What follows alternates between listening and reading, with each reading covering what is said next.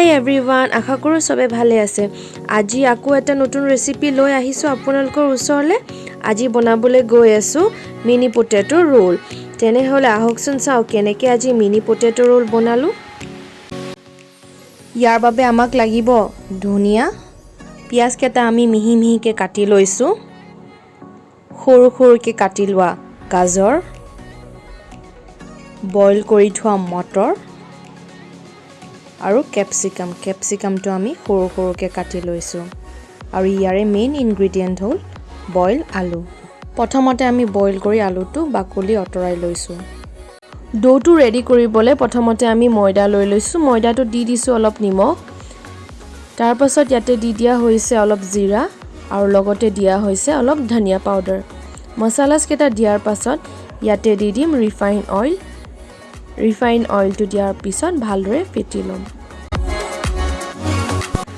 এতিয়া লৈ লৈছোঁ এখন পেনটো গৰম হোৱাৰ পাছত ইয়াতে দি দিয়া হৈছে ৰিফাইন অইল। ৰিফাইন অইলটো আমাৰ গৰম হোৱাৰ পাছত ইয়াতে দি দিছোঁ আদা নহৰু পেষ্ট। আদা নহৰু পেষ্টটো দিয়াৰ পাছত অলপ দেৰিৰ বাবে ফ্ৰাই হ'বলৈ দিম। আদা নহৰু ফ্ৰাই হোৱাৰ পাছত ইয়াতে দি দিম পিঁয়াজটো অলপ দেৰিৰ বাবে ফ্ৰাই কৰিব লাগিব।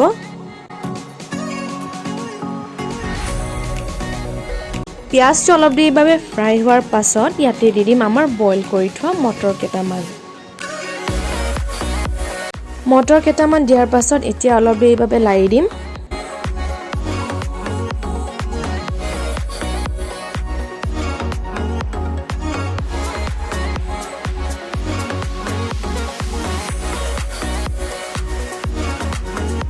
এতিয়া দি দিছোঁ ইয়াতে অলপ হালধি পাউডাৰ। সদায় মনত ৰাখিব, যেতিয়া মটৰ আৰু পিঁয়াজটো ফ্ৰাই কৰি আছে সেইটো সময়ত ফ্লেমটো সদায় ল' ৰাখিব। এতিয়া ইয়াতে দি দিছোঁ সোৱাদ অনুসৰি নিমখ।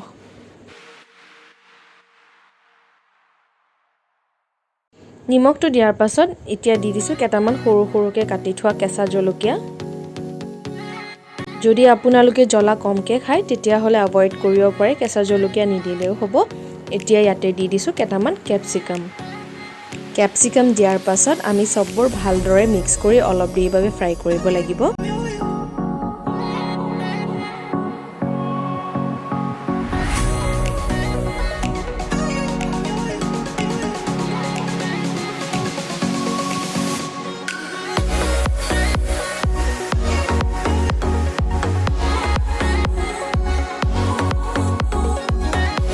অলপ দেৰি ফ্ৰাই হোৱাৰ পাছত ইয়াতে আমি দি দিছোঁ সৰু সৰুকৈ কাটি থোৱা গাজৰ।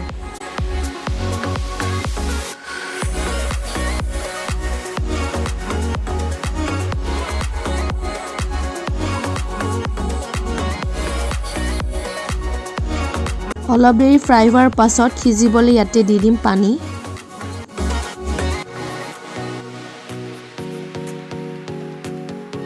পানীটো দিয়াৰ পাছত অলপ দেৰিৰ বাবে কভাৰ কৰি দিম। অলপ দেৰিৰ পাছত যেতিয়া কভাৰটো গুচালোঁ এনেকুৱা দেখিবলৈ হ'ল। এতিয়া অলপ লাৰি দিছোঁ। মটৰ আৰু গাজৰ সিজি যোৱাৰ পাছত ইয়াতে দি দিম মেছ কৰি থোৱা পটেটোখিনি। বইল আলুটো দিয়াৰ পাছত এতিয়া চববোৰ ভালদৰে মিক্স কৰি ল'ব লাগিব।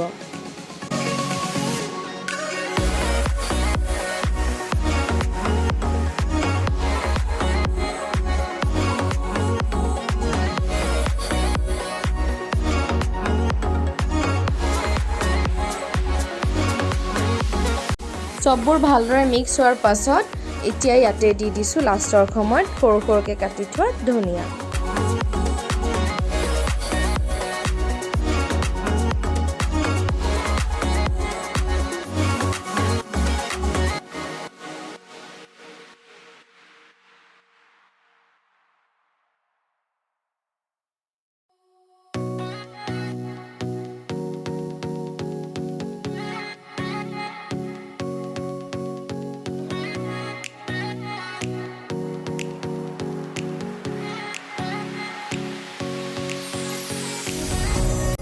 মিনি পটেটো ৰোল বনাবলৈ আমাৰ ষ্টাফিং ৰেডি হৈ গ'ল। এতিয়া ফিটি থৈ দিয়া ময়দাটো বেলি ল'ম। ফিটি থৈ দিয়া ময়দাটোৰে আমি ৰুটি নিচিনাকৈ বেলি লৈছোঁ। এতিয়া আমি ষ্টাফিংটো ফিল আপ কৰিম।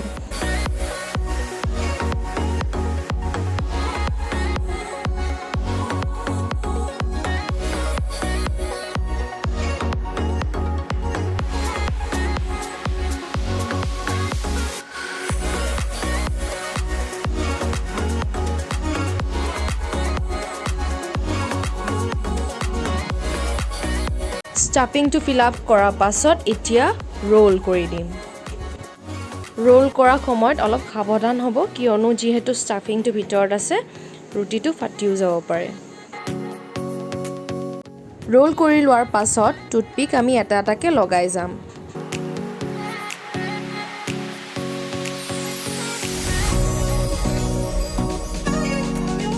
ৰোলটো হৈ যোৱাৰ পাছত আমি সাইডৰ চুককেটা কাটি লম টুথপিক কেটা লগাই দিয়াৰ পাছত এতিয়া সৰু সৰুকে স্লাইস কৰি যাম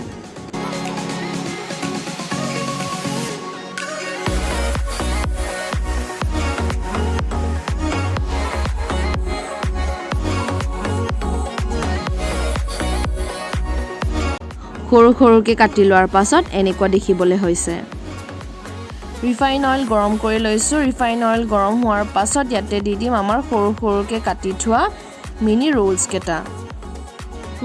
কেটা দিয়াৰ পাছত আমি অলপ দেৰিভাৱে ডিপ ফ্ৰাই কৰিম